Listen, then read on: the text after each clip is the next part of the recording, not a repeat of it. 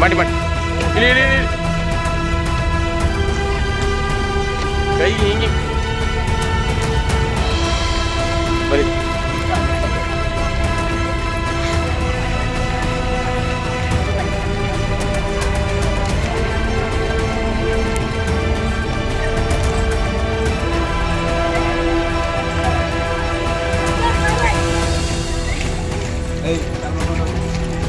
salah gue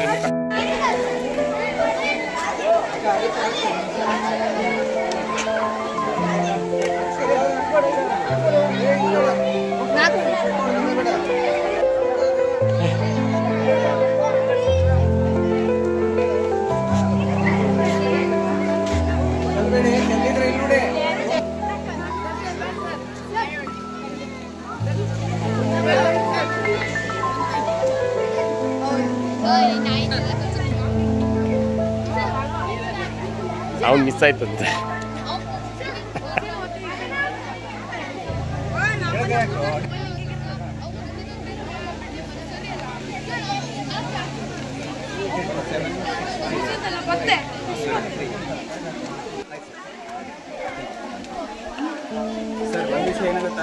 cheap channel DPH ಹಾಳಾಗಿತ್ತಲ್ಲ, service centre phone ಮಾಡಿ ತರಿಸಿದ್ದು ಬರ್ಕಳ್ದವನಾಗಿತ್ತು. ಅಮ್ಮ ಪೂರ್ತಿ ಬ್ಯಾಡದ ಪ್ಯಾಕೆಲ್ಲ ತೆಗೆದು 280 ಎಲ್ಲ ಬರ್ತದೆ ಸರ್. ಜೆನ್ ಸ್ಪೋರ್ಟ್ಸು, ಸ್ಟಾರ್ ಸ್ಪೋರ್ಟ್ಸು ನಾವು ಆ ಕಡೆ ಮಾತಾಡಿ ಸರ್ 1000 ಸಮಥಿಂಗ್ ಬೇರೆ ಇತ್ತು. ಮತ್ತು ಇದೊಂದು 1230 ಎರಡೆಲ್ಲ ಕಮ್ಮಿ ಇತ್ತು.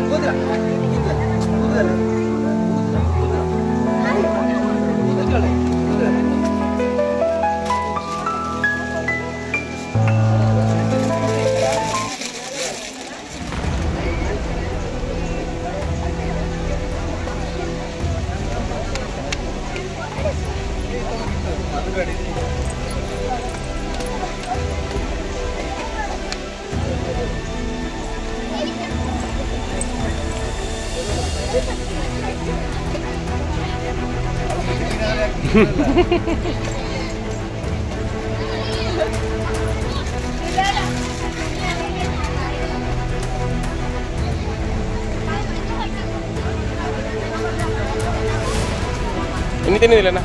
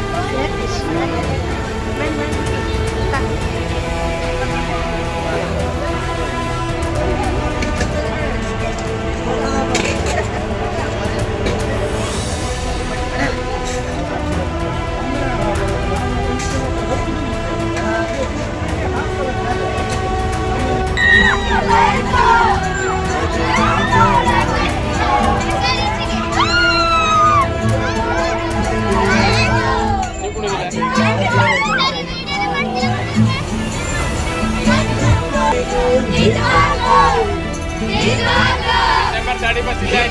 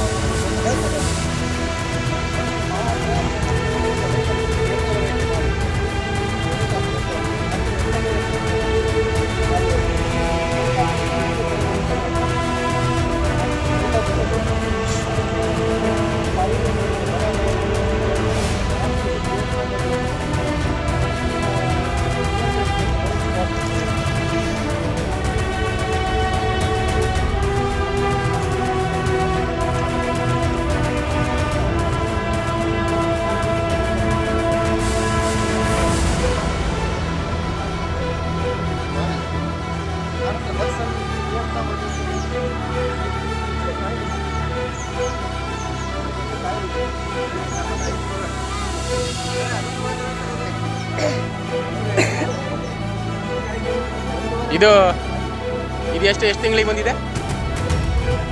2 ತಿಂಗಳಿಗೆ. ಗ್ರೇಟ್ ಅಲ್ಲ ನೋಡಿ ಯಾವ ರೀತಿ.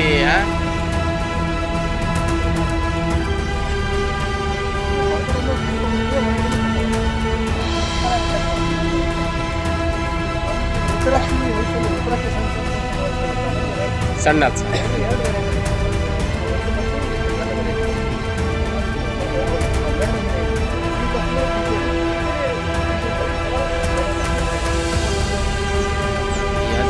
ಮಿಯಾಜಾಕಿ ಅಂದರೆ ಕಾಸ್ಟ್ಲಿ.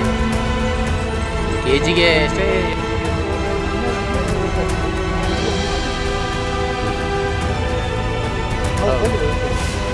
ಡಿಸೆಂಬರಲ್ಲಿ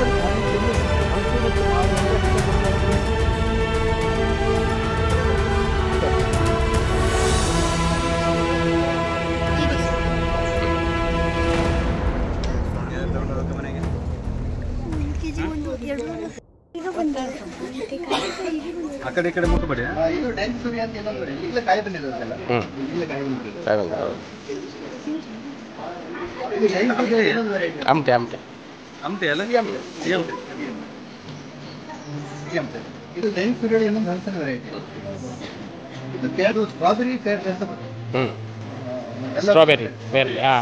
ಅದು ಸ್ಟ್ರಾಬೆರಿ ಕಲರೇ ಬರ್ತದೆ, ಫ್ಲೇವರ್ ಬರ್ತದೆ. ಚಾಯ್ಕಾಯಿ ಗಿಡಗಳು ಮತ್ತೆ ಲಿಚಿ ಅಂತ ಗೋಲ್ಡನ್ ಪಪ್ಪಾಯ ಅಂತ ಗೋಲ್ಡನ್ ಕಲರ್. ಎಸ್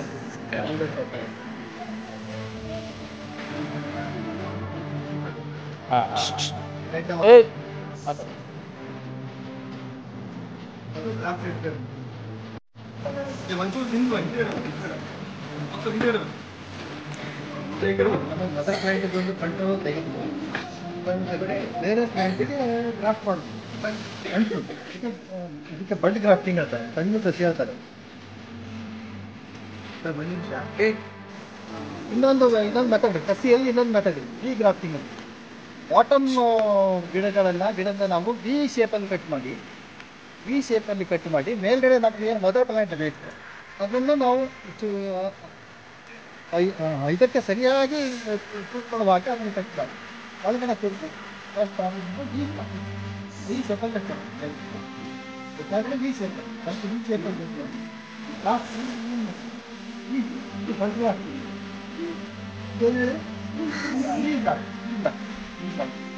ಇನ್ನೊಂದು ಮೆಥಡ್. ಆನಂತರ ಅದರಲ್ಲಿ ಬೇರೆ ಬೇರೆ ಬೇರೆ ಬೇರೆ ಮೆಥಡ್ ಇದೆ. ಅಪ್ರೋಚ್ ಗ್ರಾಫ್ಟಿಂಗ್ ಅಂತ ಒಂದು ಗ್ರಾಫ್ಟಿಂಗ್ ಬರ್ತದೆ.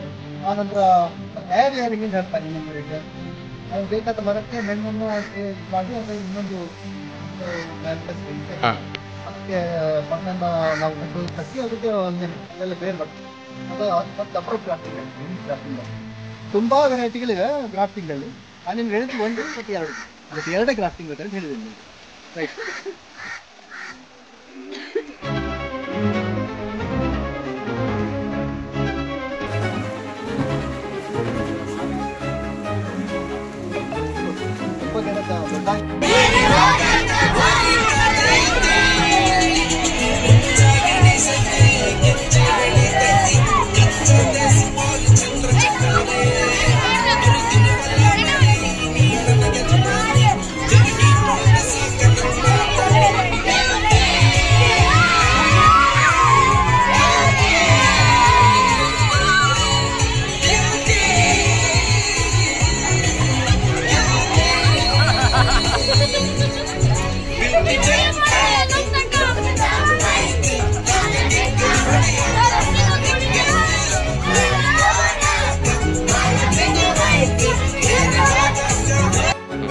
ಫೋಟೋ ಯಾವ್ದು ಡ್ರ್ಯಾಗನ್ ಮಗಳೇ ಕೇಳಿಸ್ಕೊಳ್ಳಿ. ಎಲ್ಲವೂ ಮತ್ತು ವೈಟ್ ಪಿಂಕ್. ಸುಮಾರು 3 ವರ್ಷ ಆಯ್ತು ಹಾಕಿ ನಾನು. ಈಗಾಗಲೇ 2 ಬೆಳೆ ತೆಗೆದು ಜೂನ್ದಲ್ಲಿ ಸ್ಟಾರ್ಟ್ ಆಗುತ್ತೆ ಬೆಳೆ, ಅಕ್ಟೋಬರ್ ಎಂಡ್ವರೆಗೂ ಇರುತ್ತೆ.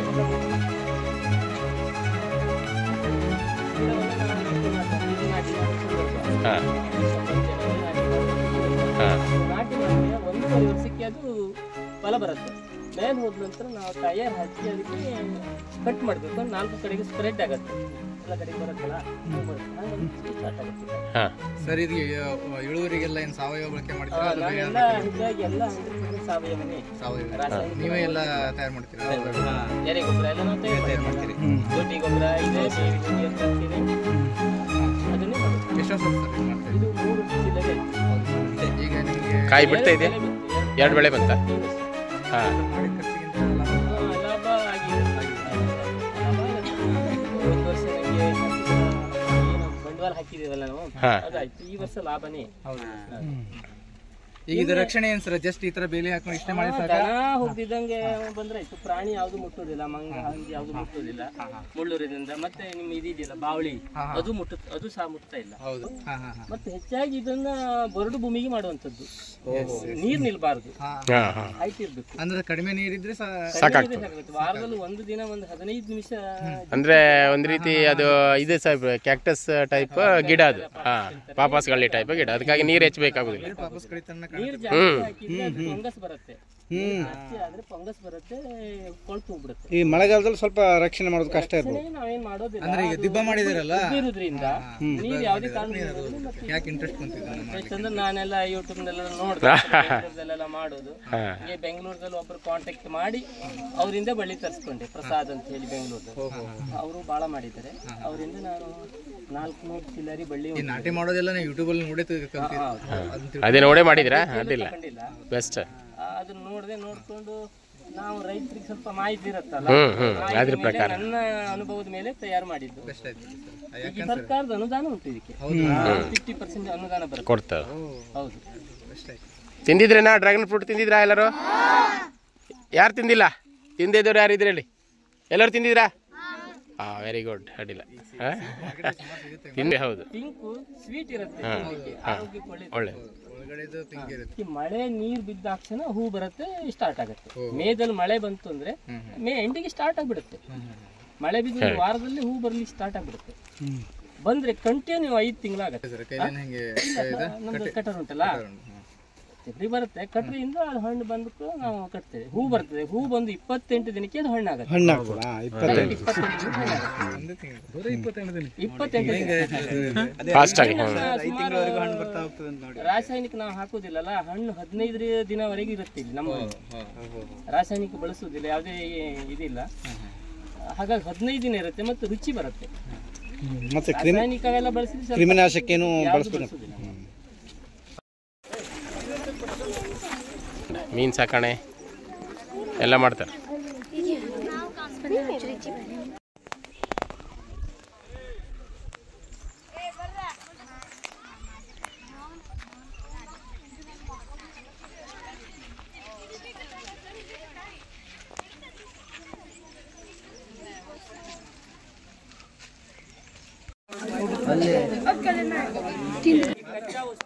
ಕಚ್ಚಾ ವಸ್ತು ಸೋಗೆ ಕಾಯಿ ಸಿಪ್ಪೆ ಎಲ್ಲ ಇರುತ್ತಲ್ಲ, ಕಚ್ಚಾ ವಸ್ತುವನ್ನು ಹಾಕಬೇಕು ಮತ್ತು ಅದ್ರ ಮೇಲೆ ಸಗಣಿ ಹಾಕಬೇಕು. ಹೀಗೆ ಕಂಟಿನ್ಯೂ 1 ತಿಂಗಳವರೆಗೆ ಅದು ಕಂಪ್ಲೀಟ್ ತುಂಬಬೇಕು. ತುಂಬಿದ ಮೇಲೆ ಒಂದು 15 ದಿನ 20 ದಿನ ನೀರು ಕೊಡ್ತಾನೆ ಇರಬೇಕು, ಬಿಡಬೇಕು. ಅಂದ್ರೆ ಅಲ್ಲಿ ಉಷ್ಣತೆ ಇದೆ ನೋಡಿ, ಕೈ ಹಾಕಿ ನೋಡ್ಬೇಕು. ಉಷ್ಣತೆ ಇದ್ದರೆ ಎರೆಹುಳ ಬಿಡಬಾರ್ದು, ಬದುಕುದಿಲ್ಲ, ಸತ್ತು ಹೋಗ್ಬಿಡುತ್ತೆ. ಉಷ್ಣತೆ ಹೋದ ಮೇಲೆ ಎರೆಹುಳ ಇದಕ್ಕೂ ಕನಿಷ್ಠ ಅಂದ್ರೆ ಒಂದು 6 kg ಬಿಡಬೇಕು. ಈ ಎರೆಹುಳ ಬೇರೆ ಕಡೆ ತಗೊಂಡ್ಬರ್ತೀವಿ? ಹಾಂ, ನಾನು ತಂದಿದ್ದೇನೆ, ಕರ್ವಾದಿಂದ ತಂದಿದ್ದೇನೆ. ಎರೆಹುಳ ಬಿಟ್ಟಾಗ ಒಂದು 3 ತಿಂಗಳಲ್ಲಿ ಅದು ತಿಂದು ಗೊಬ್ಬರ ರೆಡಿ ಆಗುತ್ತೆ. ಈ ಗೊಬ್ಬರ ಆಗಿದೆ, ಇದು ಸರ್ ಗೊಬ್ಬರ ಆಗುದು ರೆಡಿ ಆಯಿತು. ಅದು ನಾವು ಕೃಷಿಗೆ ಬಳಸ್ಬೋದು. ಒಂದು ಇದರಲ್ಲಿ ಫುಲ್ ಮಾಡಿಕೊಂಡ್ರೆ 8 ಕ್ವಿಂಟಲ್ ರೆಡಿ ಆಗುತ್ತೆ. ಗೊಬ್ಬರ ಅಂದರೆ ಭೂಮಿ ಕೆಡೋದಿಲ್ಲ, ಒಂದು ಫಲವತ್ತತೆ ಇರುತ್ತೆ ಮತ್ತು ಆರೋಗ್ಯಕ್ಕೂ ಒಳ್ಳೆಯದು. ರಾಸಾಯನಿಕ ಬಳಸೋದ್ರಿಂದ ಈಗ ನೋಡಿ ಏನೇನು ರೋಗ ಬಂದಿದೆ ಅಂತ. ನೀವೆಲ್ಲ ಹೇಳ್ತೀರಲ್ಲ, ಈಗಿನ ಕಾಲದ ಜನ ಜಾಸ್ತಿ ಬದುಕೋದಿಲ್ಲ, ಜಾಸ್ತಿ ವರ್ಷ ಬದುಕೋದಿಲ್ಲ. ಹಳೆ ಕಾಲದ ಮಂದಿಲ್ಲ 100 ವರ್ಷ ಬರ್ತಾ ಇದ್ರು, 90 ವರ್ಷ ಬರ್ತಾ ಇದ್ರು. ಅವಾಗಿಂದೆಲ್ಲ ಆಹಾರ ಚೆನ್ನಾಗಿತ್ತು. ಆಹಾರ ಯಾಕೆ ಚೆನ್ನಾಗಿತ್ತು ಅಂದರೆ ಸಾವಯವ ಮಾಡ್ತಾ ಇರಲಿಲ್ಲ, ಎಲ್ಲ ಸಾವಯವ ಗೊಬ್ಬರ ಇತ್ತು. ಅಂದರೆ ನಮ್ಮ ಮನೆಯಲ್ಲಿರ್ತಕ್ಕಂಥ ದನಗಳು, ಕುರಿಗಳು ಈ ಕಡೆಗಳು ಬಳಕೆ ಮಾಡ್ತಿರ್ತಿಲ್ಲ. ಅದಕ್ಕೋಸ್ಕರ ಒಳ್ಳೆ ಕಾಲದಲ್ಲಿ ಬೇಕು ಅಂದ್ಕೊಂಡು ಏನು ಮಾಡ್ತಾರೆ, ರಾಸಾಯನಿಕ ಅಂದರೆ ವಿಷ ಸೇವನೆ ಮಾಡ್ದಂಗೆ ಅದು ಸ್ವಲ್ಪ ಸ್ಲೋ ಪಾಯ್ಸನ್ ಅದು. ಇಲ್ಲಿ ತೋರಿಸಿ ಸರ್, ಅವ್ರು ರಾಜ್ಕುಮಾರ್ ಸರ್ ಈ ಕಡೆ ಬನ್ನಿ. ಸ್ವಲ್ಪ ಪದೇ ಏ ಮಕ್ಕಳೇ ಆಯ್ತಾ? ಇಲ್ಲಿ ನೋಡಿ, ಜೇನು ಸಾಕಾಣಿಕೆ ಬಗ್ಗೆ ಮಾಹಿತಿ ನೀಡ್ತಾರೆ. ಒಂದ್ಸರಿ ಅವ್ರ ಕಡೆ ಗಮನ ಕೊಡಿ, ಅವ್ರು ಏನು ಹೇಳ್ತಾರೆ ಅಂದ್ಕೊಂಡು. ನಾ ಮನೆ ಶಾಲೆಗೆ ಹೋದ್ಮೇಲೆ ಎಲ್ಲ ಕ್ವಶನ್ ಮಾಡ್ತೇನೆ, ನೆನಪಿರ್ಲಿ. ಜೇನಲ್ಲಿ 4 ವಿಧ ಇದೆ, ನಿಮಗೆ ಗೊತ್ತಿರ್ಬೋದು. ತೊಡವೆ ಜೇನು ಅಂತ ಇದೆ, ಹೆಜ್ಜೇನು ಅಂತ ಇದೆ, ಕೋಲ್ ಜೇನು ಅಂತ ಇದೆ, ಮೊಜೆಂಟಿ ಜೇನು, ಮಿಶ್ರಿ ಜೇನು, ಇಂಗ್ಲಿಷ್ ಜೇನು ಅಂತ ಬರ್ತದೆ. ಗೊತ್ತಾಗಲ್ಲ 4 ವಿಧ. ಅದರಲ್ಲಿ ಸಾಕ್ಲಿಕ್ಕೆ ಯೋಗ್ಯವಾಗಿರೋದಂತಂದ್ರೆ ತೊಡವೆ ಜೇನು. ಮರದ ಪುಟ್ರ ಒಳಗಡೆ, ಹುತ್ತದ ಒಳಗಡೆ ಎಲ್ಲ ಇರುತ್ತೆ, ಗೊತ್ತಿದೆಯಲ್ಲ, ಅದನ್ನ ಸಾಕ್ಲಿಕ್ಕೆ ಮಾತ್ರ ಯೋಗ್ಯವಂತದ್ದು. ಇನ್ನೊಂದು ಮೊಜೆಂಟಿ ಜೇನು, ಮಿಶ್ರಿ ಹುಳ ಅಂತ ಕರಿತೀವಲ್ಲ ನೀವು, ಅದನ್ನು ಸಾಕ್ತಾರೆ ಕೆಲವರು, ಆಯ್ತಾ. ಇದರಲ್ಲಿ ಇದು ಏನಂತಂದ್ರೆ ಪೆಟ್ಟಿಗೆ, ಈ ತರ ಪೆಟ್ಟಿಗೆ ಬರುತ್ತೆ. ಇದ್ರ ಒಳಗಡೆ ನಾವು ಜೇನು ಕುಟುಂಬನ ಇಟ್ಟು ಸಾಕಣೆ ಮಾಡ್ತೀವಿ.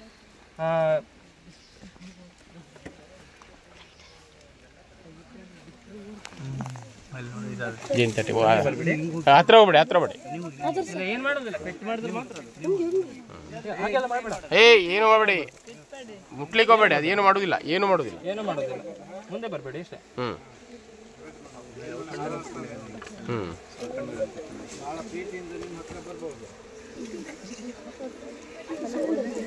ಮುಂದೆ ಬರಬೇಡಿ, ಯಾರು ಮುಂದೆ ಬರಬೇಡಿ, ಹಿಂದೆ ಬನ್ನಿ. ಈ ತರ ಇರುತ್ತೆ ಜೇನು ಪೆಟ್ಟಿಗೆ, ಬಡಿ ಬರಲ್ಲ, ಸಿಟ್ಟು ಬರ್ತದೆ. ಜೇನು ಪೆಟ್ಟಿಗೆ ಈ ತರ ಇರುತ್ತೆ. ಈ ತರ ಇದ್ರೊಳಗಡೆ ಫ್ರೇಮ್ಸ್ ಇರುತ್ತೆ, ನೋಡಿ ಒಂದ್ಸರಿ ಬಂದು ಕೂತ್ರೆ ಸುಮ್ಮನೆ ಇರಿ, ಹಾಗೆ ಇರಿ. ಈಗ ನನ್ನ ಮುಖದಲ್ಲಿ ಬಂದು ಕೂತು ನೋಡಿದಲ್ಲ, ಮಾಡ್ಲಿಲ್ಲ, ಅದು ಹಾಗೆ ಹಾರೋಯ್ತು. ನೀವು ಏನಾದ್ರು ತ್ರಾಸ ಮಾಡಿದ್ರೆ ಮಾತ್ರ ಕಚ್ಚಿರ್ತವೆ. ಈ ತರ ಇರುತ್ತೆ ಪೆಟ್ಟಿಗೆ. ಇದು ತುಪ್ಪ ಮಾಡುವಂತ ಚೇಂಬರ್ ಇದು. ಇದ್ರೊಳಗಡೆ ಎಲ್ಲ ತುಪ್ಪಗಳನ್ನ ತುಂಬುತ್ತದೆ. ಈಗಿನ್ನೂ ತುಪ್ಪ ಮಾಡಕ್ಕೆ ಶುರು ಆಗಿಲ್ಲ. ಈಗಿನ್ನೂ ಇಲ್ಲಿ ನೋಡಿ ಅಟ್ಲ ಮರ ಇದೆ, ಇಲ್ಲೊಂದು ಹೂವೆಲ್ಲ ಈಗ ಜಸ್ಟ್ ಸ್ಟಾರ್ಟ್ ಆಗಿದೆ. ಈಗ ನಿಧಾನ ತುಪ್ಪ ಮಾಡಲಿಕ್ಕೆ ಶುರು ಮಾಡುತ್ತದೆ. ಸ್ವಲ್ಪ ವರ್ಷ ತುಂಬಿದೆ. ಇದು ಅದ್ರ ಕುಟುಂಬ ಪೂರ್ತಿ ಕುಟುಂಬ ಅದರದ್ದು. ನೊಣ ಮುಖ್ಯ. ರಾಣಿ ನೊಣ 100 ವರ್ಷ ಬದುಕಿರುತ್ತದೆ, 3 ವರ್ಷ. ಬಾಕಿ ನೊಣಗಳು 90 ದಿನ ಬದುಕಿರುತ್ತೆ. ಅದು ಈಗ ಒಂದು ರಾಣಿ ನೊಣ ಮೊಟ್ಟೆ ಪ್ರತಿಯೊಂದು ಇದಕ್ಕೂ ಮೊಟ್ಟೆ ಇಡೋದು ರಾಣಿ ನೊಣ. ಅದು ಒಂದರಿಂದನೇ ಎಲ್ಲ ನೊಣಗಳು ಹುಟ್ಟೋದು. ರಾಣಿ ನೊಣ ಏನು ಮಾಡುತ್ತೆ, ಯಾವ್ಯಾವಾಗ ಅದ್ರ ಕುಟುಂಬನ ವೃದ್ಧಿ ಮಾಡಬೇಕು ಆವಾಗೆಲ್ಲ ಮೊಟ್ಟೆ ಇಡಲಿಕ್ಕೆ ಸ್ಟಾರ್ಟ್ ಮಾಡುತ್ತೆ.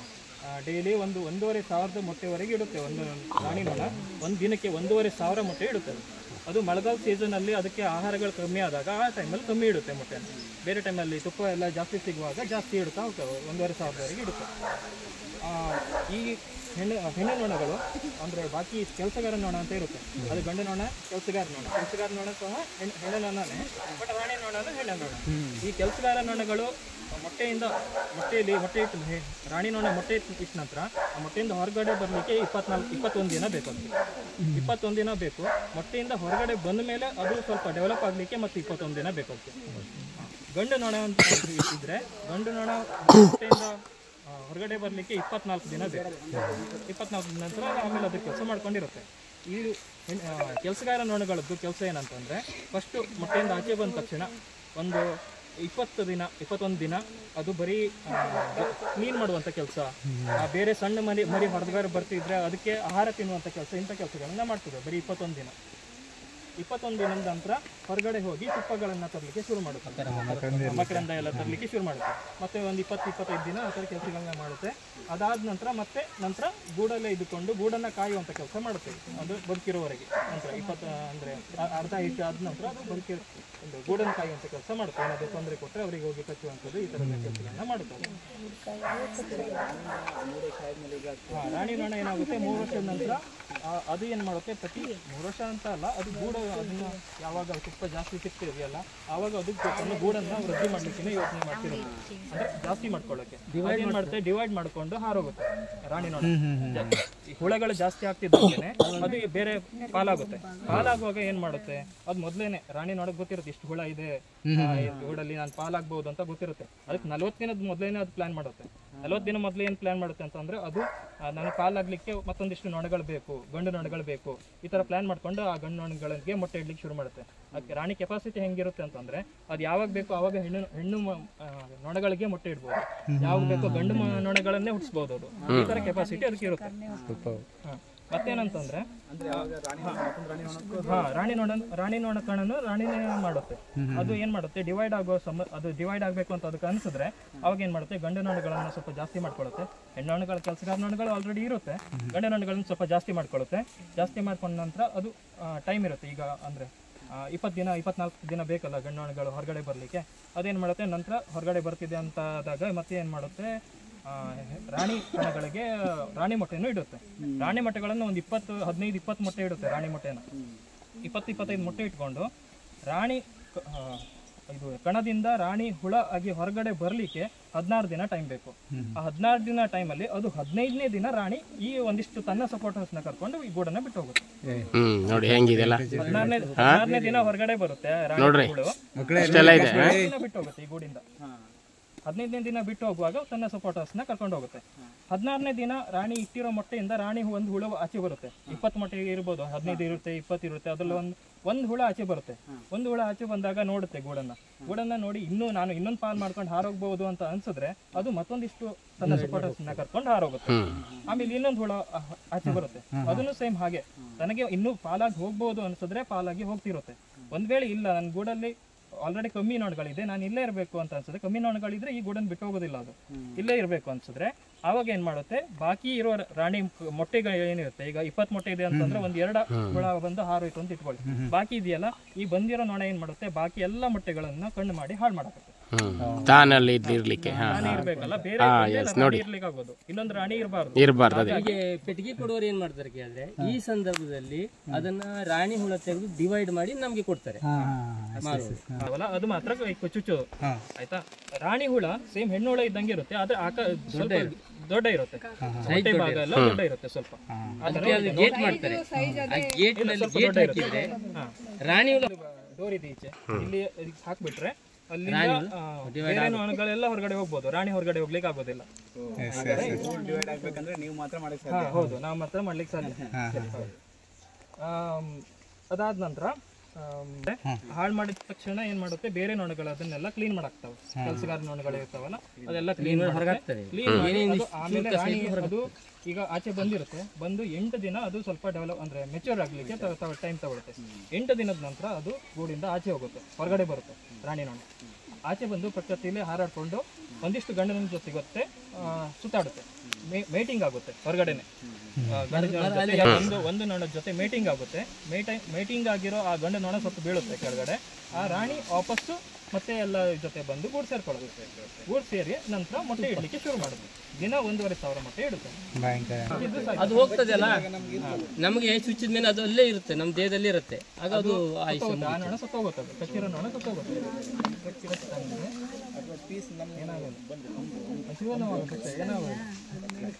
ನೋಡಿ, ಜೇನನ್ನ ಯಾಕೆ ಸಾಕ್ಬೇಕು ಹೇಳಿ ಅವರಿಗೆ, ಪರಾಗಸ್ಪರ್ಶ ಅದೆಲ್ಲ ಸ್ವಲ್ಪ ಹೇಳಿ. ಜೇನು ಪ್ರತಿ ಹೂಗಳಿಗೂ ಹೋಗಿ ಕೂತ್ಕೊಂಡು ಅದರಿಂದ ಸಾವಿರಾರು ಪರಾಗನ ಮಕರಂದನ ತಗೊಂಡು ಬರುತ್ತೆ. ಅಲ್ಲಿ ಹೂವಿನ ಇದೇನು ಪರಾಗ ತಗೊಂಡು ಬರುವಾಗ ಪಾಲಿನೇಷನ್ ಮಾಡುತ್ತೆ. ಪಾಲಿನೇಷನ್ ಮಾಡೋದ್ರಿಂದ ನಮ್ಮ ಬೆಳೆ ಜಾಸ್ತಿ ಆಗುತ್ತೆ. ಎಷ್ಟು ಜಾಸ್ತಿ ಆಗುತ್ತೆ ಅಂತಂದ್ರೆ 30% ಜಾಸ್ತಿ ಆಗುತ್ತೆ. ನಾರ್ಮಲ್ ಬೆಳೆಗಿಂತ 30-40% ಇಳುವರಿ ಜಾಸ್ತಿ ಆಗುತ್ತೆ ನಮ್ಮ ಬೆಳೆಗಳಲ್ಲಿ. ಅಡಿಕೆ ತೋಟದಲ್ಲಿ ನಾವು ಇಟ್ಟಿವಿ ಅಂತಂದ್ರೆ ನಿಮ್ಮ ತೋಟದಲ್ಲಿ ಒಂದು ಎಕರೆ ಇದು ಏನು 1 ಕ್ವಿಂಟಲ್ ಆಗ್ತಿದೆ ಅಂತಂದ್ರೆ ಮುಂದಿನ ವರ್ಷ ಚೆನ್ನಾಗಿ ನೀವು 1-2 ಪೆಟ್ಟಿಗೆ ಇಟ್ಟಿದ್ರಿ ಅಂತಂದ್ರೆ 1 ಕ್ವಿಂಟಲ್ 30 kg ಏನು ಅಡಿಕೆ ಸಿಗುತ್ತೆ. ಅಷ್ಟು ಇಳುವರಿ ಜಾಸ್ತಿ ಆಗುತ್ತಲ್ಲ. ಪರಾಗಸ್ಪರ್ಶ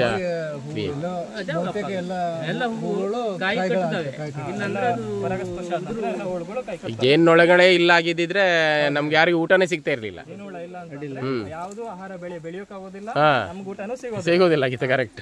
ಭೂಮಿ ಮೇಲೆ ಜೇನು ಸರ್ವೆ ಇದು ಏನು ಸ್ಟಡಿ ಪ್ರಕಾರ ಹೇಳ್ತಾರೆ ಅಂತಂದ್ರೆ, ಈ ಭೂಮಿ ಮೇಲೆ ಜೇನು ನಾಶ ಆಯ್ತು ಅಂತಂದ್ರೆ ನಾವೊಂದು 4 ವರ್ಷ ಈ ಭೂಮಿ ಮೇಲೆ ಇರ್ಬೋದು ಅಷ್ಟೇ. ಜೇನುಹುಳ ನಾಶ ಆಯ್ತು ಅಂದ್ರೆ, ಜೇನುಹುಳು ನಾಶ ಆದ್ಮೇಲೆ 4 ವರ್ಷ ನಾವು ಈ ಭೂಮಿ ಮೇಲೆ ಆಗೋದು, ಆಮೇಲೆ ಇರ್ಲಿಕ್ಕೆ ಆಗೋದಿಲ್ಲ ನಮ್ಗೆ, ಯಾಕಂದ್ರೆ ಆಹಾರನೇ ಸಿಗ್ತಿರೋದಿಲ್ಲ. ಅದಕ್ಕೋಸ್ಕರ ಓಕೆ ಸರ್, ನಮಸ್ಕಾರ ಅಂತ. ಈಗ ಜೇನ್ ತೆಗಿಯೋಗ ಹಾಕೊಂಡ್ಬಿಟ್ರೆ ಆಯ್ತು. ಹೌದೌದು. ಅಂದ್ರೆ ಬೇರೆ ಕಡೆ ಹೊಡೆದ್ರೆ ನಾವು ಕಂಟ್ರೋಲ್ ಮಾಡ್ಕೋಬಹುದು. ಮುಖಕ್ಕೆ ಅದು ಹೆಚ್ಚು ಹೊಡೆಯುವುದೇ ಈ ಭಾಗದಲ್ಲಿ, ಕೈಗೆ ಕಾಲಿಗೆಲ್ಲ ಬರೋದಿಲ್ಲ. ಮೇಲೆ ಹೈಟ್ ಇರುತ್ತಲ್ಲ, ಕೆಳಗಡೆ ಹೋಗೋದಿಲ್ಲ, ಮೇಲ್ಗಡೆನೆ ಬರುತ್ತೆ. ಮುಖ, ತಲೆ, ಕುತ್ತಿಗೆಯಲ್ಲಿರುತ್ತೆ, ನೋಡ್ತೇವೆ. ಬೆಸ್ಟ್.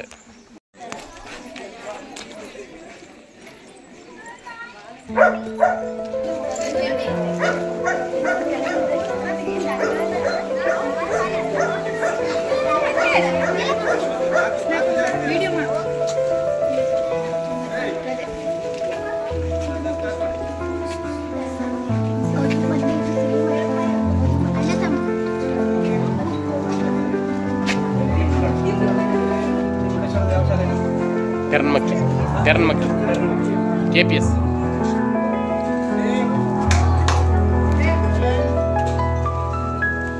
ಮುರುಡೇಶ್ವರದ ತೆರನ್ಮಕ್ಕಿ ಶಾಲೆಯ ವಿದ್ಯಾರ್ಥಿ ವೃಂದ ಮತ್ತು ಶಿಕ್ಷಕ ವೃಂದಕ್ಕೆ ಕೊಟ್ಟವರಿಗೆ ಸ್ವಾಗತ. ಭಾರತೀಯ ಗುಂಪಿನ ಶಾಲೆಯಿಂದ ಇದು ಗೋ ಬ್ಯಾಂಕ್ ಅಂತೇಳಿ, ಗೋಶಾಲೆಗಳು ಬಹಳಷ್ಟು ಇರ್ಬೋದು, ಗೋ ಬ್ಯಾಂಕ್ ಜಗತ್ತಲ್ಲಿ ಒಂದೇ. ಗೋ ಬ್ಯಾಂಕ್ ಅಂತಂದ್ರೆ ಯಾರತ್ರ ಗೋವನ್ನು ಸಾಕ್ಲಿಕ್ಕೆ ಆಗೋದಿಲ್ವೋ ಅಂತ ಗೋಗಳನ್ನು ನಾವು ಇಲ್ಲಿ ತಗೊಳ್ತೇವೆ. ಅಂದ್ರೆ ರೈತರು ನಿರುಪಯುಕ್ತ ಅಂತ ಹೇಳಿದಾಗ ಅಥವಾ ಗೋವಿಗೆ ವಯಸ್ಸಾದಾಗ ಏನ್ ಮಾಡಬೇಕು ಅನ್ನೋದು ಆ ಪ್ರಶ್ನೆಗೆ ಉತ್ತರ ಈ ಗೋ ಬ್ಯಾಂಕ್. ಹಾಗೆ ಇಲ್ಲಿಯವರೆಗೆ 2006ರಲ್ಲಿ ಪ್ರಾರಂಭವಾದಂತಹ ಈ ಗೋ ಬ್ಯಾಂಕು ಸಹಸ್ರ ಗೋವುಗಳ ಸಂರಕ್ಷಣೆಯಲ್ಲಿ ತೊಡಗಿದೆ. ಇದೆಲ್ಲ ಕಸಾಯಿಖಾನೆಗೆ ಹೋಗುವಾಗ ರಕ್ಷಣೆ ಮಾಡಿದಂತಹ ಗೋವುಗಳು. ಆರಕ್ಷಕರು ಗೋರಕ್ಷಕರ ಬಳಗದಿಂದ ರಕ್ಷಣೆ ಮಾಡಿ ಅದನ್ನ ಇಲ್ಲಿ ಗೋ ಸಂರಕ್ಷಣೆ ಮಾಡ್ತಾ ಇದ್ದೇವೆ. ಬಹಳಷ್ಟು ಗೋಭಕ್ತರು, ಪ್ರವಾಸಿಗರು ಇಲ್ಲಿ ಬರ್ತಾರೆ, ಜನ್ಮದಿನ ಆಚರಿಸಲಿಕ್ಕೆ ಬರ್ತಾರೆ. ಇತ್ತೀಚೆಗೆ ವಿದ್ಯಾರ್ಥಿ ವೃಂದ ಕೂಡ ಬರ್ತಾ ಇದೆ. ಒಂದ್ಸಲ ಸುಮ್ಮನೆ ಗೋ ಆಧಾರಿತ ಕೃಷಿಗೆ ರೈತರಿಗೆ ಸುಮಾರು ಒಂದು 2,500 ಗೋಗಳನ್ನು ನಾವು ಇಲ್ಲಿ ಉಚಿತವಾಗಿ ಕೊಟ್ಟಿದ್ದೇವೆ ರೈತರಿಗೆ. ಹಾಗೆ 1,500 ಆಗುವಷ್ಟು ರೈತರಿಂದ ನಾವು ತಗೊಂಡಿದ್ದೇವೆ. ಸಾಕ್ಲಿಕ್ಕೆ ಆಗದೆ ಇದ್ದಾಗ ಈ ಗೋಶಾಲೆಗೆ ತಂದ್ಬಿಡ್ತಾರೆ, ನಾವು ತಗೊಳ್ತೇವೆ. ಇದಕ್ಕೂ ಹೆಚ್ಚಾಗಿ ಅಂದ್ರೆ ಆಕ್ಸಿಡೆಂಟ್ ಆಗಿದೆ. ಈಗ ಹೆದ್ದಾರಿಯ ಪಕ್ಕದಲ್ಲಿ ಬಹಳಷ್ಟು ಆಕ್ಸಿಡೆಂಟ್ ಆಗ್ತದೆ. ಕುಮಟಾ, ಹೊನ್ನಾವರ, ಅಂಕೋಲ, ಕಾರವಾರ, ಉತ್ತರ ಕನ್ನಡದ ಕರಾವಳಿ ಭಾಗದಲ್ಲಿ ಎಲ್ಲೇ ಅಪಘಾತಕ್ಕೀಡಾದರೂ ಕೂಡ ಅಂತಹ ಗೋಗಳು ನಮ್ಮ ಗೋಶಾಲೆಗೆ ಬರ್ತದೆ. ಅದರ ಶುಶ್ರೂಷೆ, ಅದರ ನಿರ್ವಹಣೆಯನ್ನ ನಮ್ಮ ಗೋ ಬ್ಯಾಂಕ್ ಗೋಪಾಲಕರು ವಹಿಸ್ತಾರೆ, ಗೋ ಬ್ಯಾಂಕ್ ಸಮಿತಿ ನೋಡ್ಕೊಳ್ತಾರೆ. ಹಾಗಾಗಿ ಗೋಶಾಲೆಗಳು ಬಹಳಷ್ಟು ಇರ್ಬೋದು.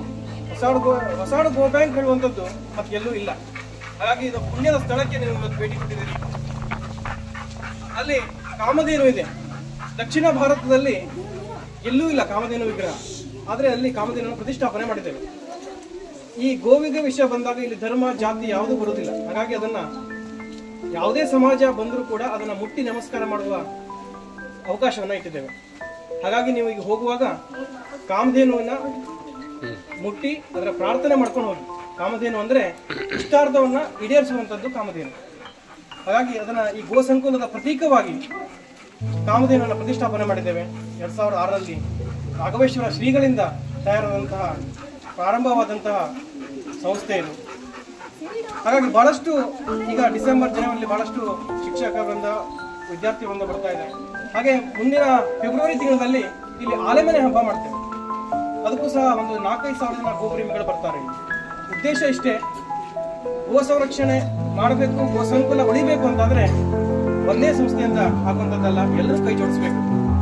ಮತ್ತೆ ಮುಂದಿನ ಪೀಳಿಗೆಗೆ ಗೋವು ಉಳಿಬೇಕು ಆದ್ರೆ ಈಗಿನ ಈ ಮಕ್ಕಳಿದ್ರಲ್ಲ, ಇಂದಿನ ಮಕ್ಕಳೇ ಮುಂದಿನ ಗೋ ಸಂರಕ್ಷಕರು ಅಂತ ಹೇಳಿ ಈಗಿಂದನೇ ಮಕ್ಕಳಿಗೆ ಈ ಗೋವಿನ ಬಗ್ಗೆ, ಗೋವಿನ ಮಹತ್ವವನ್ನ ಶಿಕ್ಷಕರೊಂದ ಪಾಠ ಹೇಳಿದ್ರೆ ಬಹುಶಃ ಮುಂದೆ ಗೋ ಸಂಕುಲ ಉಳಿದಿದ್ದು ಉಳಿದು ನಮ್ಮ ಅಭಿಪ್ರಾಯ.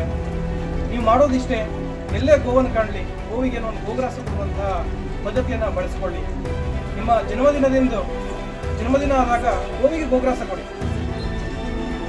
ಎಲ್ಲೋ ನಾವು ದುಂದು ವೆಚ್ಚವನ್ನು ಮಾಡ್ತೇವೆ ಜನ್ಮದಿನ ಆಚರಣೆಗಾಗಿ, ಅದರ ಬದಲು ಗೋವಿಗಾಗಿ ಏನೊಂದು ತೆಗೆದಿಡಿ. ದಿವಸಕ್ಕೆ 1 ರೂಪಾಯಿನ ನೀವು ಗೋವಿಗೆ ಅಂತ ತೆಗೆದಿಡಿ.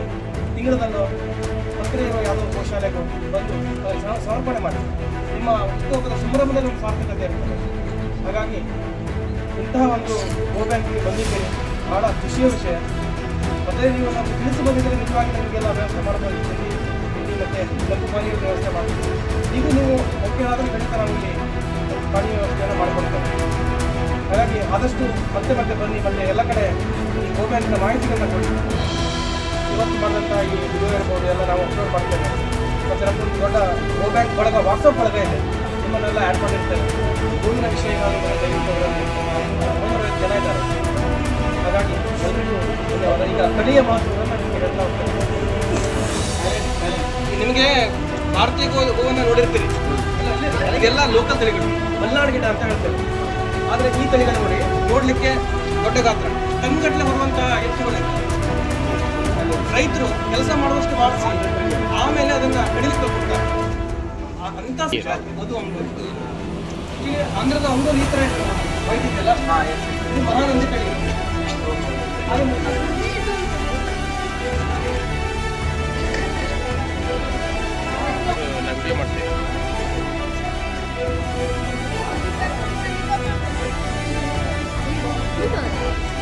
ಮುಂದೋಗಿ ಸೈಡಿಂದ ಹೋಗಿ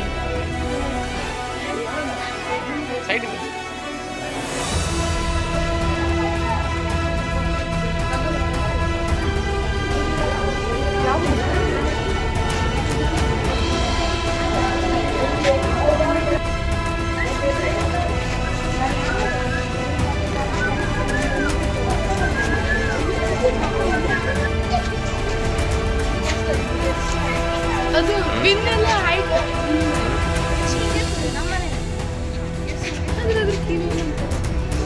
ಕರು ಕಾಣದು, ಕರು ಮುಂದೋಗ್ರಿ, ನೋಡ್ಕೊಂಡು ಹೋಗ್ರಿ.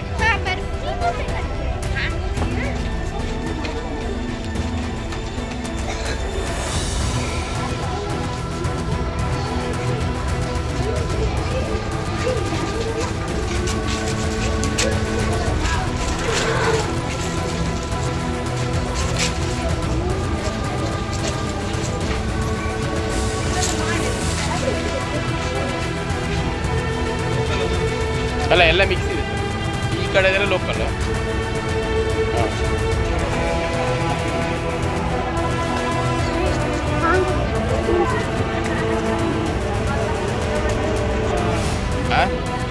ಅದೇ ದೊಡ್ಡ ಆದರೆ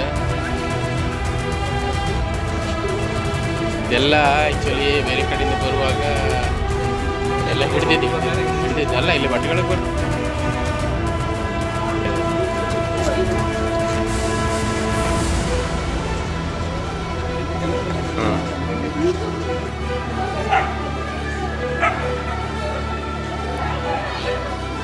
ಇದು ಚಂದ ಇದೆ.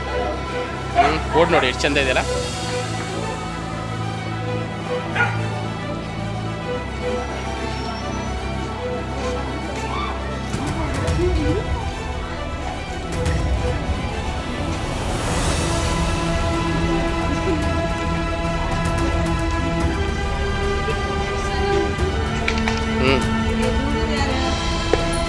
ಕೆಳಗೆ ಬನ್ನಿ ಕೆಳಗೆ ಬನ್ನಿ ಮೇಲೆ ಹೋಗ್ಬೇಡಿ.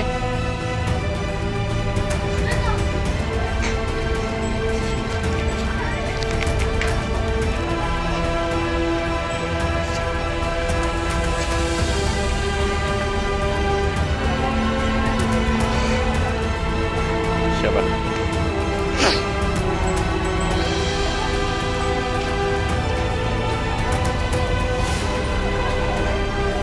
ಶಬಾಲ.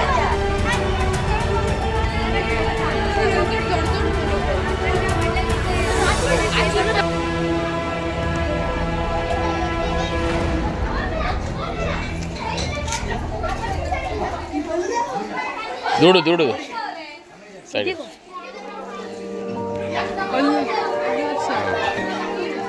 ಹೋಗಿ ಕೊಂಬು ನೋಡು, ಕೊಂಬು ಎಷ್ಟು ದೊಡ್ಡ ಇದೆ ನೋಡಿ. ಇದು ಸರ್ ನಾಳೊಂದು ಇಷ್ಟ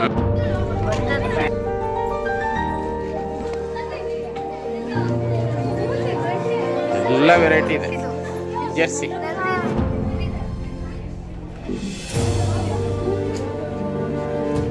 ಇಲ್ಲಿ ಕಾಣ್ತಾ ಇದೆಯಲ್ಲ, ಇದು ಗೊಬ್ಬರ ಗ್ಯಾಸ್ ಪ್ಲಾಂಟ್. ಇಲ್ಲಿ ಏನು ಮಾಡ್ತಾರೆ ಅಂದರೆ ಈ ದನಗಳ ಸಗಣಿ ತಗೊಂಡ್ಬಂದು ಏನು ಮಾಡ್ತಾರೆ ಅಲ್ಲಿ ಹಾಕ್ತಾರೆ ಟ್ಯಾಂಕ್. ಇಲ್ಲಿ ಟ್ಯಾಂಕ್ ಕಾಣ್ತಿದೆ ನೋಡಿ, ಈ ಟ್ಯಾಂಕಲ್ಲಿ ಹಾಕ್ತಾರೆ. ಹಾಕಿದ ನಂತರ ಅದು ಇಲ್ಲಿ ಏನಾಗ್ತದೆ, ಇದರೊಳಗಡೆ ಹೋಗಿ ಏನಾಗುತ್ತೆ, ಒಳಗಡೆ ಹೋಗಿ ಗ್ಯಾಸ್ ಉತ್ಪತ್ತಿ ಆಗ್ತದಲ್ಲ, ಅಂದರೆ ಉರಿಯೋ ಗ್ಯಾಸ್, ಮೀಥೇನ್ ಗ್ಯಾಸ್ ಉತ್ಪತ್ತಿ. ಆ ಗ್ಯಾಸ್ ಏನಾಗ್ತದೆ ಸೀದಾ ಪೈಪ್ ಲೈನ್ ಮುಖಾಂತರ ನಿಮ್ಮ ಅಡುಗೆ ಮನೆಗೆ ಹೋಗಿ ಅಲ್ಲಿ ನೀವೇನು ಬೇಕಾದರೂ ಬೇಯಿಸ್ಕೊಂಡು ತಿನ್ಬೋದು. ಗೊತ್ತಾಯ್ತಾ? ಹಾಗಾಗಿ ಈಗ ಫ್ರೀಯಾಗಿ ಸಿಗೋಂಥ ಗ್ಯಾಸ್ ಇದೆ ವೇಸ್ಟಿಂದ. ಈಗ ನೈಸರ್ಗಿಕ ಅನಿಲ ಕೇಳಿದ್ರೆ ಹೆಸರು LPG ಎಲ್ಲ ಕೇಳಿದ್ರಲ್ಲ, LPG ರೀತಿಯೇ ಉರಿತದೆ, ಅಷ್ಟು ಚೆಂದ ಉರಿತದೆ. ಈಗೀಗ ಭಾಳ ಕಡೆ ಇತ್ತು, ಅದು ಈಗ ಕಡಿಮೆ ಆಗ್ತಾ ಇದೆ. ಇಲ್ಲಿ ಗೋಶಾಲೆ ಇರೋದ್ರಿಂದ ಅವರು ಉಪಯೋಗ ತಗೊಳ್ತಾ ಇದ್ದಾರೆ.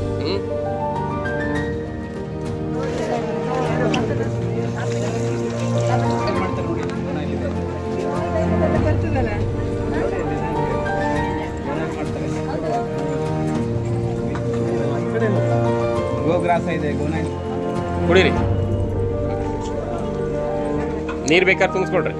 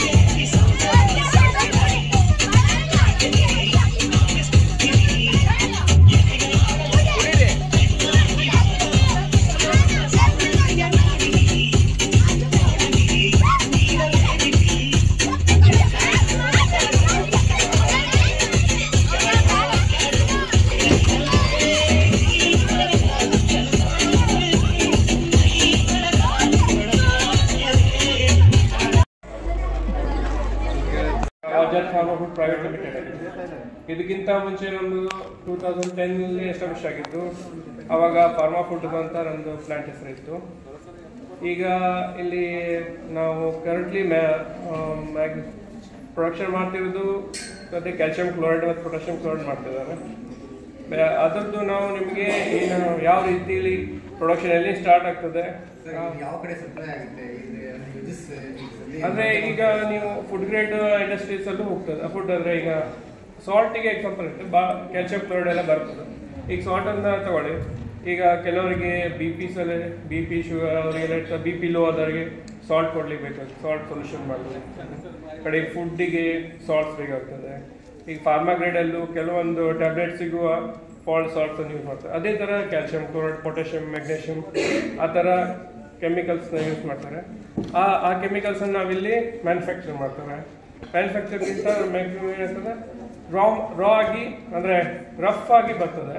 ಆ ರಫ್ ಆಗಿದ್ದು ಬಂದಿದ್ದ ಮಟೀರಿಯಲನ್ನು ನಾವು ಫಿನಿಶ್ ಗೂಡ್ಸಿಗೆ, ಫಿನಿಶ್ ಅಂದರೆ ಚಲೋ ಕಾಣಲಿಕ್ಕೆ, ಈಗ ಲೈಕ್ ನೀವು ಸಾಣಿ ಕಟ್ಟ ಉಪ್ಪು ಅಂತ ಕೇಳಿದ್ರಲ್ಲ, ಅದು ಸಾಣಿ ಕಟ್ಟ ಉಪ್ಪು ಅಂತ ರಫ್ ಅಂತ ಹೇಳಿದ್ರೆ, ಈಗ ವೈಟ್ ಸಾಲ್ಟ್ ಇರ್ತದಲ್ಲ ಆ ಥರದಲ್ಲಿ ನಮ್ಮ ಮ್ಯಾನುಫ್ಯಾಕ್ಚರಿಂಗ್ ಆಗ್ತದೆ.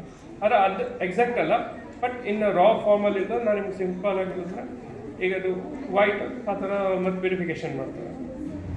ಆ ಥರ ಅದರಲ್ಲಿ ನಮ್ಮದು ಕಸ ಗಡ್ಡಿ ಮತ್ತು ಏನಾದರೂ ಕೆಮಿಕಲ್ಸ್ ಇದ್ದರೆ ಅದನ್ನು ಡಿ ರೀಚ್ ಅಂದರೆ ಅದನ್ನು ಕಡಿಮೆ ಮಾಡಿ ಅದನ್ನು ನಾವು ನೆಕ್ಸ್ಟ್ ಸ್ಟೇಜಿಗೆ ಕಳಿಸಿ ನಾವು ನಮ್ಮ ರಿಕ್ವೈರ್ಡ್ ಪಾರ್ಟಿಗೆ ಯಾವ್ದಿರ್ತದೆ ಅವ್ರಿಗೆ ಕಳಿಸ್ಬೇಕು. ಈಗ ಆಲ್ ಓವರ್ ಇಂಡಿಯಾ. ನೀವು ಇದು UPL ಕೇಳಿದ್ರ, ಅದು ಮಲ್ಯ ಗ್ರೂಪ್ಸು ಅವ್ರ ಎಕ್ಸಾಂಪಲ್ ಅವ್ರಿಗೆ ನಮ್ಮದು ಕ್ಯಾಲ್ಸಿಯಂ ಕ್ಲೋರೈಡ್ ಅಂತಂದರೆ ಮತ್ತೇನಾದರೂ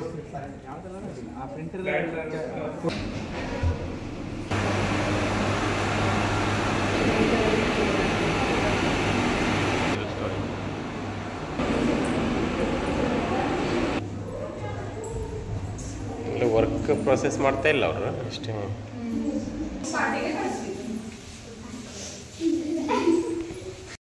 ನೋಡಿದ್ರಿ ಇದು ಬ್ಯಾಲೆನ್ಸ್, ಇದರಲ್ಲಿ ವೇ ಮಾಡ್ಲಿಕ್ಕೆ ಸ್ಯಾಂಪಲ್ ಕೆಳಗಡೆ ಪ್ರೊಡಕ್ಷನ್ ಮಾಡಿದಾರಲ್ಲ ಅದೆಲ್ಲ ಚೆಕ್ ಮಾಡ್ಬೇಕು ನಾವು. ಇನ್ ಪ್ರೊಸೆಸ್ ಅಲ್ಲಿ ಚೆಕ್ ಮಾಡ್ಬೇಕು. ಆಮೇಲೆ ಫಿನಿಶ್ ಪ್ರಾಡಕ್ಟ್ ಪಾರ್ಟಿಗೆ ಹೋಗ್ಬೇಕಲ್ಲ, ಅವಾಗೆಲ್ಲ ಪಾಸ್ ಆದ್ರಷ್ಟೇ ನೆಕ್ಸ್ಟ್ ಮೂವ್ ಮಾಡ್ತಾರೆ ಮಟೀರಿಯಲ್. ಇದು ಬ್ಯಾಲೆನ್ಸ್ ಅಂತ, ಇದು 0 ಇಂದ 4 ಡಿಜಿಟ್ ಅಂತ ಇದೆ. ಅಂದ್ರೆ 1.1 ಗ್ರಾಮ್ ಏನ್ ಮಾಡ್ಬೇಕಾದ್ರೆ 1.00 ಆ ಥರವೇ ಮಾಡ್ತೀವಿ. ಇದು pH ಮೀಟರ್. pH ಅಂದ್ರೆ ಗೊತ್ತಾ, ಬಂದಿದೆ ಸೈನ್ಸ್ ಅಲ್ಲಿ. pH ಇದೆಯಲ್ಲ, ಆಮ್ಲ ಪ್ರತ್ಯಮ್ಲ ಪಾಠದಲ್ಲಿ ಇದೆ ನೋಡಿ, 7th ಅವರಿಗೆ. Negative logarithm of hydrogen ions. ಇದು pH. ಒಂದು ಪ್ರಾಡಕ್ಟ್ ಅಲ್ಲಿ ಅದು ಪ್ರಾಡಕ್ಟ್ ಎಸಿಡಿಕ್ ಉಂಟಾ, ಬೇಸಿಕ್ ಉಂಟಾ, ಇಲ್ಲಾದ್ರೆ ನ್ಯೂಟ್ರಲ್ ಉಂಟಾ ನೋಡ್ಲಿಕ್ಕೆ ಇದನ್ನೇ ಯೂಸ್ ಮಾಡ್ತಾರೆ. ಸೊಲ್ಯೂಷನ್ ಮಾಡಿ ಇದರಲ್ಲಿ ಡಿಪ್ ಮಾಡಿ ನೋಡ್ಬೇಕು. ಇದು ವಾಟರ್, ಡಿಸ್ಟಿಲ್ ವಾಟರ್ ಯೂಸ್ ಮಾಡ್ತಾರೆ. ಎಸಿಡಿಕ್ ಇರ್ಬೇಕಾದ್ರೆ 7ಗಿಂತ ಒಳಗಡೆ ಇರ್ಬೇಕು pH. ನ್ಯೂಟ್ರಲ್ ಆದ್ರೆ 7 ಇರ್ಬೇಕು pH. ಬೇಸಿಕ್ ಆದ್ರೆ 7 ನಂತರ ಇರ್ಬೇಕು. ಇದು ಮ್ಯಾಗ್ನೆಟಿಕ್ ಸ್ಟೀರರ್ ಅಂತಾರೆ. ಈಗ ಒಂದು ಪ್ರಾಡಕ್ಟ್ ಅಲ್ಲಿ ಐರನ್ ಇದ್ರೆ, ಕಬ್ಬಿಣ ಅಂಶ ಏನಾದ್ರು ಇದ್ರೆ ಇದರಲ್ಲಿ ಸೊಲ್ಯೂಷನ್ ಮಾಡಿ ಇದರಲ್ಲಿ ಇಟ್ಟರೆ ಇದು ಡಿಟೆಕ್ಟ್ ಮಾಡಿ ತಿರುಗತ್ತೆ ಐರನ್ ಪಾರ್ಟಿಕಲ್. ಇದು ಮ್ಯಾಗ್ನೆಟಿಕ್ ಸ್ಟೀರರ್. ಇದು KF ಆಟೋ ಟೈಟ್ರೇಟರ್ ಅಂತಾರೆ. ಇದು ಒಂದು ಪ್ರಾಡಕ್ಟ್ ಅಲ್ಲಿ ವಾಟರ್ ಕಂಟೆಂಟ್ ಎಷ್ಟಿದೆ ಅಂತ ನೋಡ್ಲಿಕ್ಕೆ ಇದನ್ನೇ ಯೂಸ್ ಮಾಡ್ತಾರೆ ಟೈಟ್ರೇಷನ್. ಲಾಸ್ಟ್ ಫಿನಿಶ್ ಆದ್ಮೇಲೆ ಮತ್ತೊಂದ್ಸರಿ ಮಾಡ್ತಾರೆ. ಇದು ಮಾಡ್ತೀವಿ. ಆ ವಾಟರ್ ಅನ್ನ ಇದರಿಂದ ಕಲೆಕ್ಟ್ ಮಾಡ್ತೀವಿ. ಇದರಲ್ಲಿ ಯಾವುದು ಮಿನರಲ್ಸ್ ಇರುವುದಿಲ್ಲ. Distil water. ಇದು ಪ್ಯೂರಿನ್ ಸ್ಟ್ಯಾಂಡ್. ನೋಡಿದ್ರ ಟೈಲ್ ಅಂತ, ಅಂದ್ರೆ ಟೈಟ್ರೇಷನ್ ಮಾಡ್ಬೇಕಾದ್ರೆ ಕಲರ್ ಚೇಂಜ್ ಆಗತ್ತಲ್ಲ, ಅದು ವೈಟ್ ಇದ್ರೆ ಟೈಟ್ರೇಷನ್ ಮೆಥಡ್ ಅಲ್ಲಿ ನಾವು ಟೆಸ್ಟ್ ಮಾಡ್ತೀವಿ.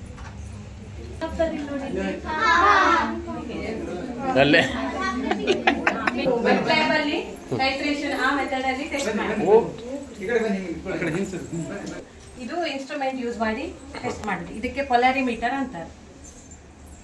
ಇದನ್ನ ಸುಕ್ರೋಸ್ ಅನ್ನ ಟೆಸ್ಟ್ ಮಾಡ್ಲಿಕ್ಕೆ ಇದನ್ನು ಯೂಸ್ ಮಾಡ್ತಾರೆ. Optical rotation. ಇದು ಪೊಟೆನ್ಶಿಯೋಮೀಟರ್. ಇದು ಟೈಟ್ರೇಷನ್ ಥ್ರೂ ಟೆಸ್ಟ್ ಮಾಡ್ಲಿಕ್ಕೆ ಇದನ್ನು ಯೂಸ್ ಮಾಡ್ತಾರೆ. ಪೊಟೆನ್ಶಿಯೋಮೀಟರ್ ಅಲ್ಲಿ ಸೋಡಿಯಂ ಕಂಟೆಂಟ್ ಉಂಟಾ ಪೊಟ್ಯಾಷಿಯಂ ಕಂಟೆಂಟ್ ಉಂಟಾ ನೋಡ್ಲಿಕ್ಕೆ ಇದನ್ನ ಯೂಸ್ ಮಾಡ್ತಾರೆ. ಇದರಲ್ಲಿ ಫ್ಲೇಮ್ ಬರುತ್ತೆ. ಸೋಡಿಯಂಗೆ ಯಾವ ಕಲರ್ ಫ್ಲೇಮ್? ಸೋಡಿಯಂ ಯಾವ ಬಣ್ಣದ ಬರ್ತದೆ ಫ್ಲೇಮ್? ಫ್ಲೇಮ್ ಅಂದ್ರೆ ಇದು ಬೆಂಕಿ. ಸೋಡಿಯಂ ಅನ್ನ ಇದರಲ್ಲಿ ಇಟ್ಟಾಗ ಬರ್ನರ್ ಅಲ್ಲಿ ಇದೆ. ಅವ್ರಿಗೆ ಮಾಡಿ ತೋರಿಸ್ಲಿಲ್ಲ. ಸೋಡಿಯಂ ಎಲ್ಲ ಗೋಲ್ಡನ್ ಯೆಲ್ಲೋ ಕಲರ್ ಬರುತ್ತೆ ಸೋಡಿಯಂ.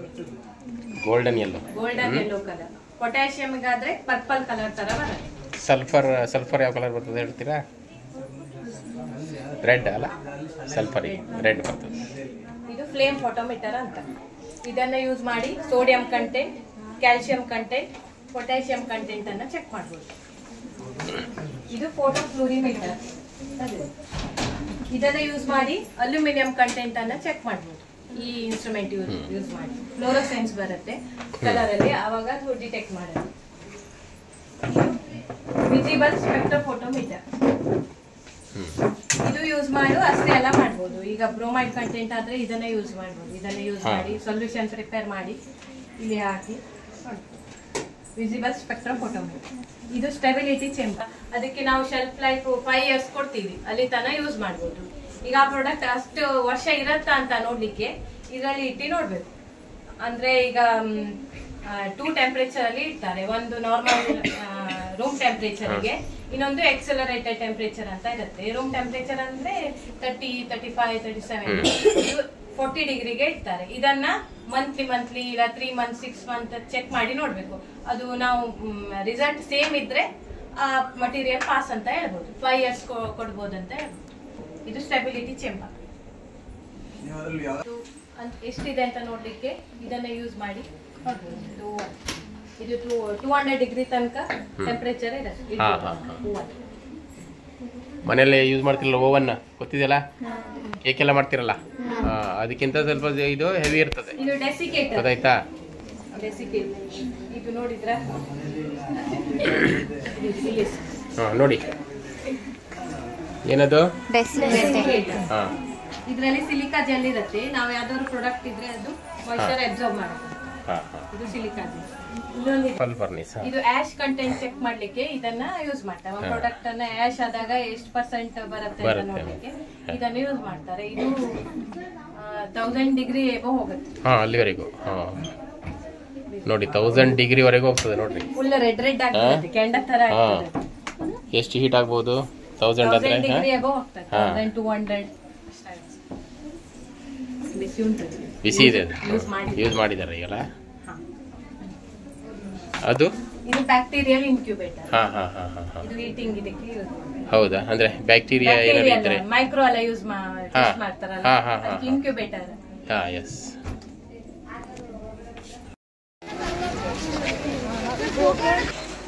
ಬರ್ರ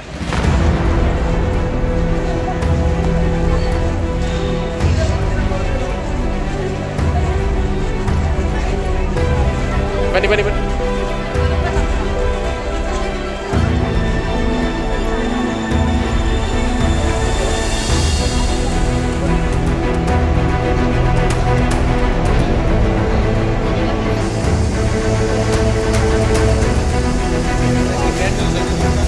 Gracias.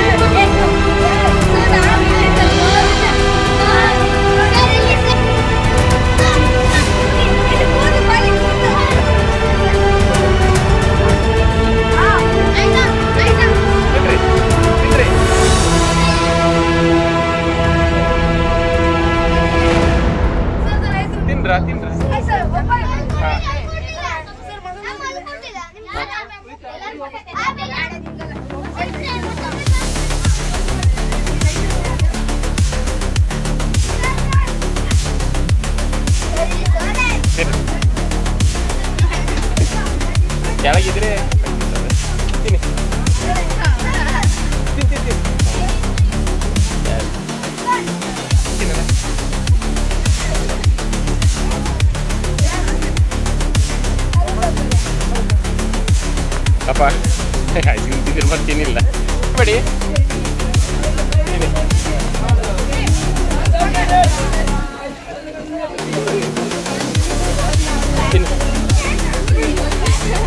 ತಿನ್ರಿ ನಿಂತಿದ್ದಾಯ್ತಾರ ಐಸ್ ಕ್ರೀಮ್ ಖಾಲಿ ಭಾಳ ಫಾಸ್ಟ್ ಇದ್ರಲ್ಲ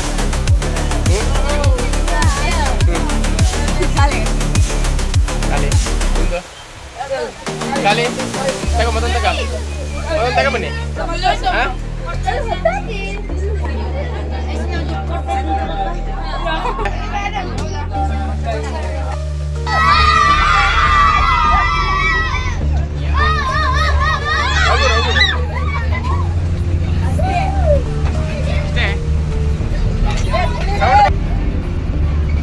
ಸೌಂಡು ಓ ಇದು ಸಣ್ಣದಲ್ಲ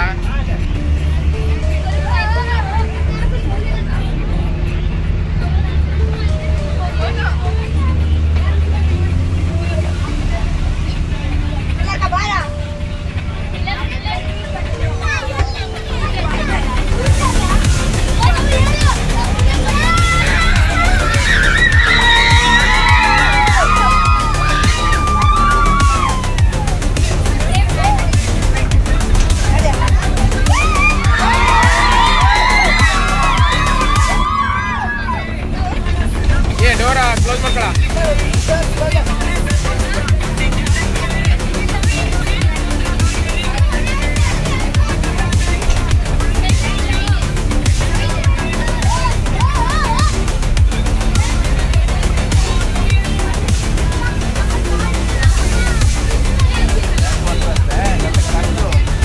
ಡ್ಯಾನ್ಸ್ ಮಾಡಿ ವಿಡಿಯೋ ಮಾಡ್ತೀನಿ ಹಾಂ ಸೌಂಡ್ ದೊಡ್ಡ ಸ್ಪೀಕರ್ ಏನಿಲ್ಲಪ್ಪ ಬಾಲಾಗಿ